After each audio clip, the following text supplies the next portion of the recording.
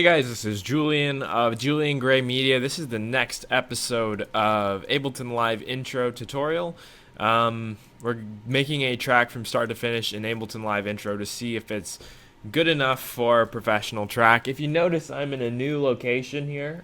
This is my new place in LA. I'm living with a friend out here. We just set up shop here the other day. If you want to check out the video of us setting up and me moving here, you can click on the link above me now and check out that video. But let's just hop right into it in this video, get some recording done, and get this track on its way. So let's play what we have so far, just so you have an idea of what we're working on here.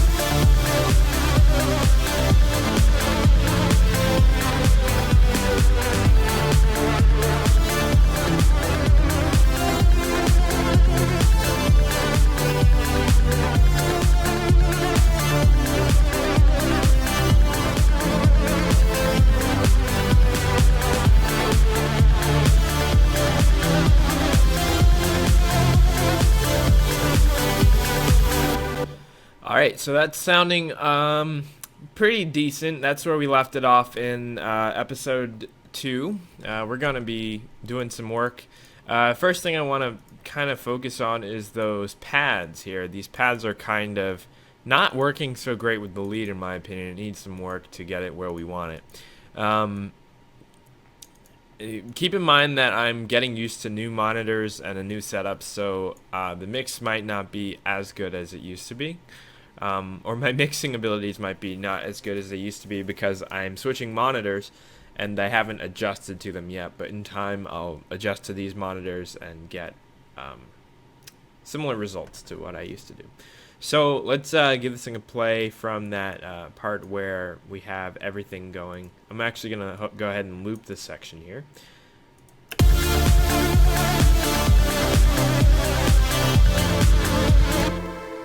That note, this chord here, right here, doesn't work for me.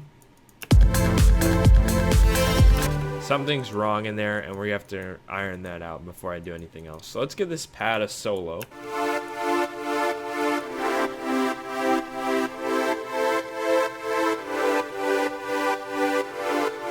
It's not in there. I think it might actually be in the low pad.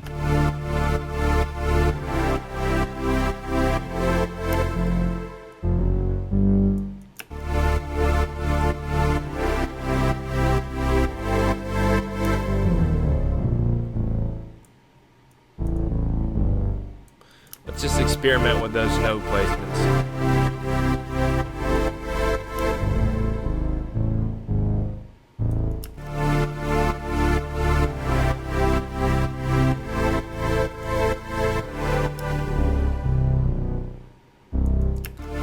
Go with the more typical approach here.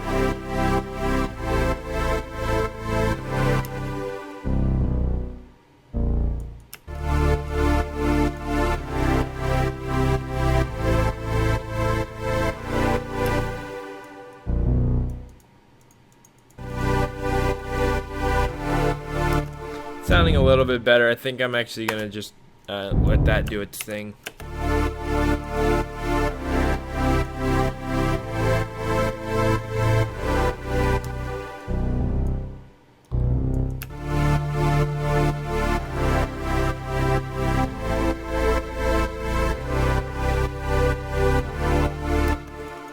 I kind of want to adjust that chord in here too.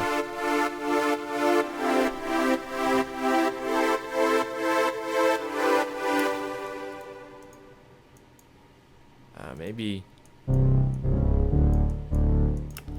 Yeah, that might be better.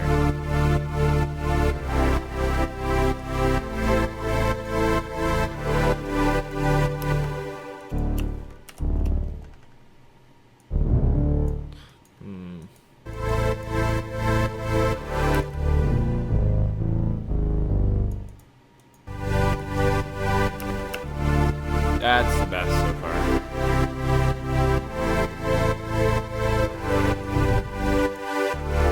Just do cascading bass line there.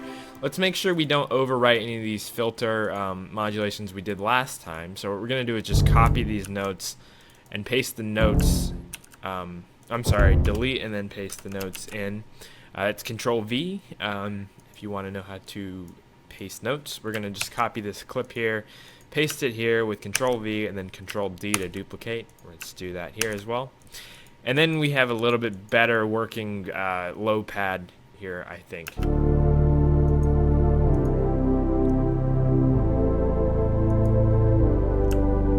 Yeah. Let's hear that with the lead now.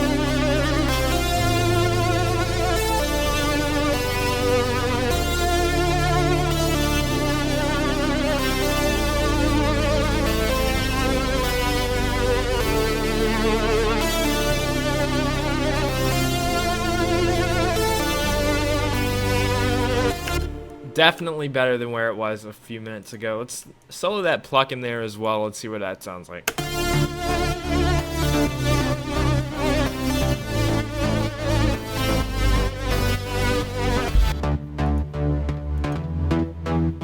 Let's actually do some more low cuts out of here because it's a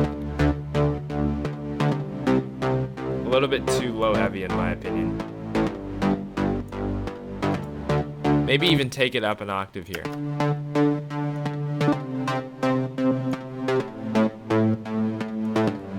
Just so it doesn't interfere with the pads as much. Let's see how that sounds. Maybe give it some more unison.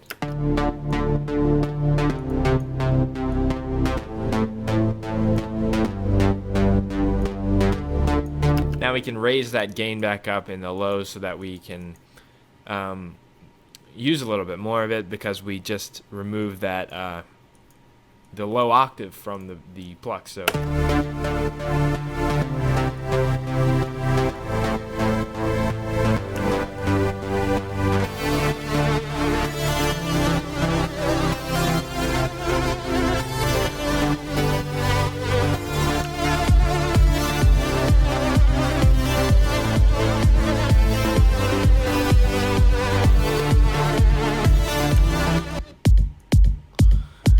sounding pretty okay. I want to take this hi-hat here and solo that as well. Let's just solo the drums.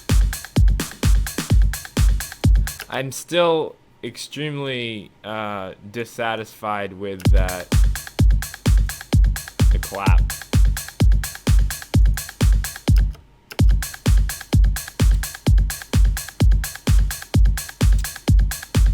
There's not too much we can do with it though. Maybe bring back some more of that clap. Let's actually grab a clap from another kit here. Do another MIDI channel. Let's do like a 606 and see how that sounds. That loads in.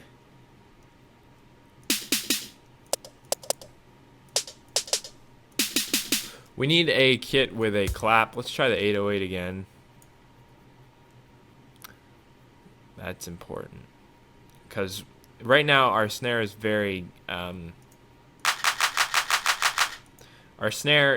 snare heavy, and I think it needs a little bit more clap to it. So we're gonna just try that out.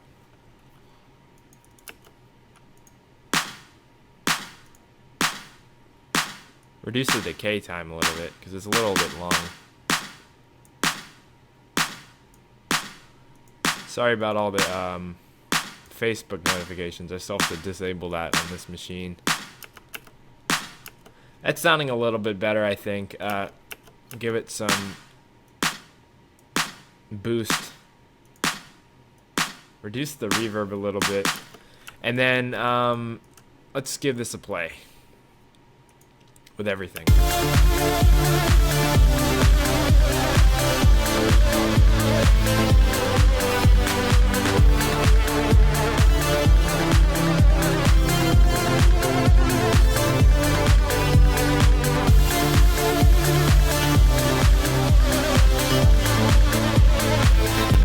Cool. That rim shot needs to be tuned a little bit, I think, before we do anything else.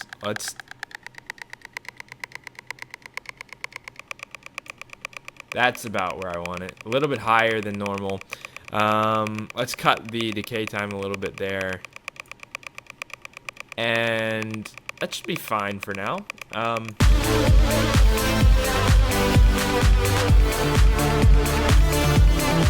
What I'm going to go ahead and do is highlight everything and turn everything down a little bit. And then let that clap get a little bit louder. Right now the clap is kind of suffering in my opinion. Now we can delete that 808 kit we dragged in. Let's grab a copy of all this stuff here. And then let's actually just duplicate it, because now we have this chorus section here. As we labeled last time, we have chorus and intro. I'm actually going to make the second verse. This section here can double as a verse. An intro and a verse are kind of similar. So what we're going to do is actually duplicate this section here. We're going to do edit copy and edit paste time. And that allows us to add to the end and copy this exactly instead of just copying the clips. So we're going to do an insert locator. And we're going to name this verse. What I'm going to do is take out all the drums here because we don't need those for this section. And we're just going to do a kind of a filtered out slower section here.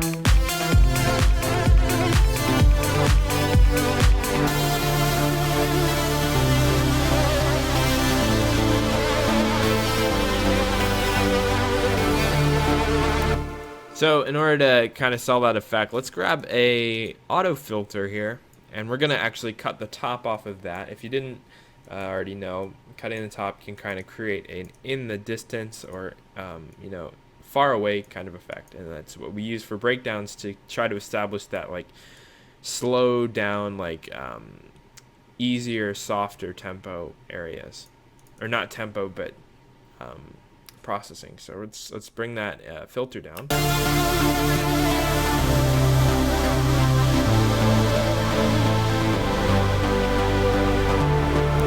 I'm actually going to do the same for that pluck. We're going to drag that filter down as we go.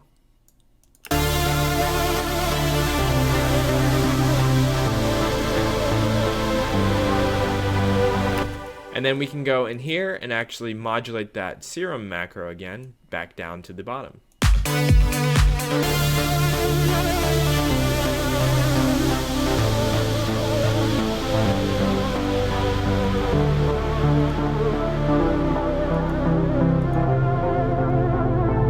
Let's actually make that a sharp cutoff. We can make this more precise by using the pencil tool. We're going to do that, and then we're going to drag this down a little bit farther.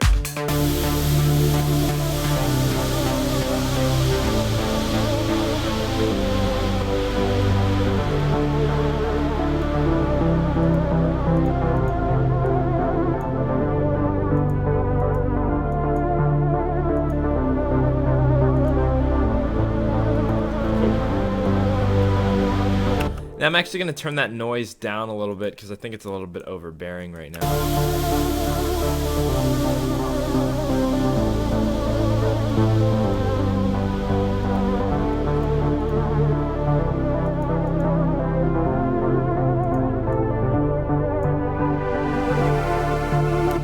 Then I'm going to bring it back in for the latter half of this, like this.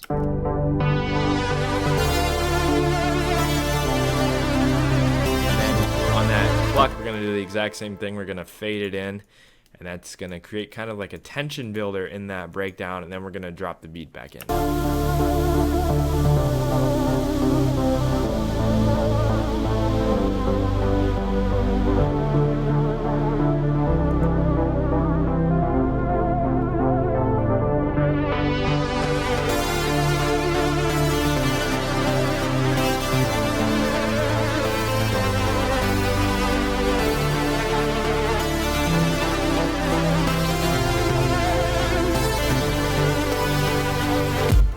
So what we can actually do is just grab this section here, because this is the exact same thing as this section, and it has that nice breakdown here that we did the last time.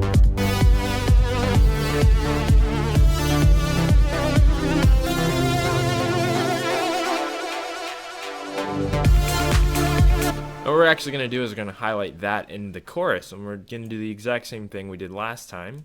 Edit, copy, and edit, paste, time.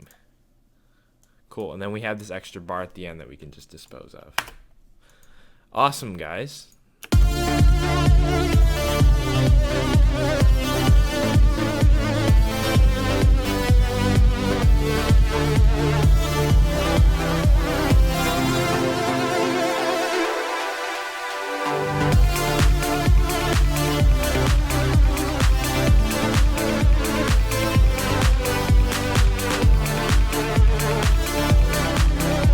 That is sounding pretty cool. While we're at it, let's just copy this whole section again, and then we can do a similar thing. Let's do copy and paste time. Now we have that again. We can actually put a locator on these sections now. We can do insert, locator, chorus, and then we have the second verse. And then we go back into the chorus again. So, chorus. And then this is going to be the end. That works. Let's give this a play. I kind of like the pluck lower, actually.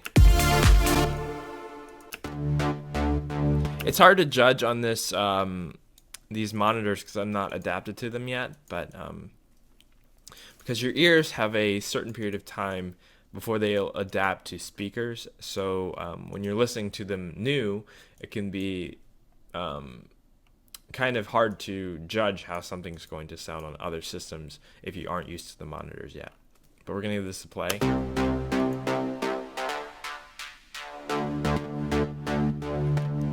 Yeah, I kind of like the low in that.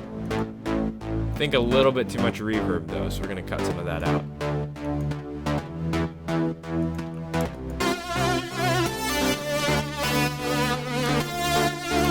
Cool, and that's sounding awesome. We have a little bit of an arrangement now, and then we're just gonna copy this verse one more time. Same thing, copy, edit, paste, time. You can do Control-Shift-V if you want. But I'm just doing it on screen here, and we're going to do outro, and then we'll end it on the same way that the verse ends. I'm actually going to delete these kicks from the verse sections. I'm just trying to do a tension builder.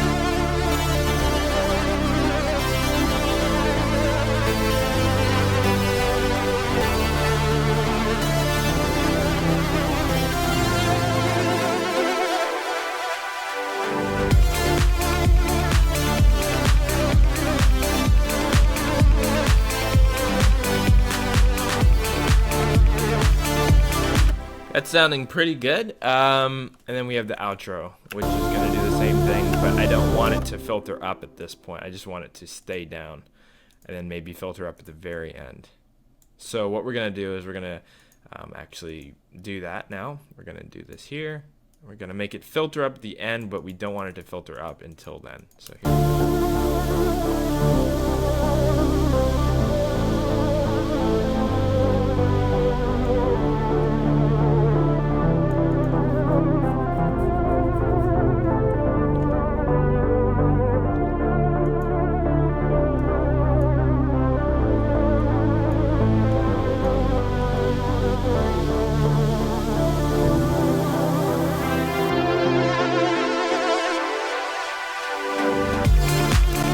And then of course it loops back, but we aren't going to have it loop at the very end. So we're going to actually copy this clip here, and then we're going to reverse that here. Actually, we can do that just by deleting these 2 points. And then it's going to fade up into the end. Let's disable the loop.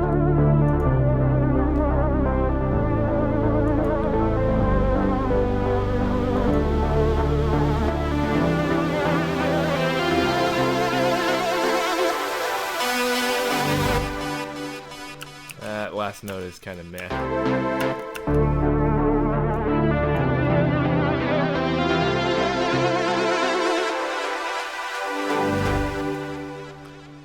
And that'll be the outro. So that's let me give this thing a save real quick. Sync it to Splice. We kind of arranged it today in our episode today. That's good. We kind of fixed the chords up a little bit here. Got everything stationed where we want them. The mix might suck right now because I can't hear what I'm doing yet, but did our best. If you liked the video, if this you found informative or something, make sure to give the video a like. If you didn't like it, give it a dislike. And let me know why in the comments below. Make sure to leave a comment on any videos that you have that you're requesting that I do, or have any ideas for videos. Leave those in the comments below as well. Make sure to subscribe to the channel. I make a video every Wednesday and Friday. And I am Julian of Julian Gray Media. Until the next episode of Ableton Live Intro, Is It Good Enough? We will see you next time. Bye-bye.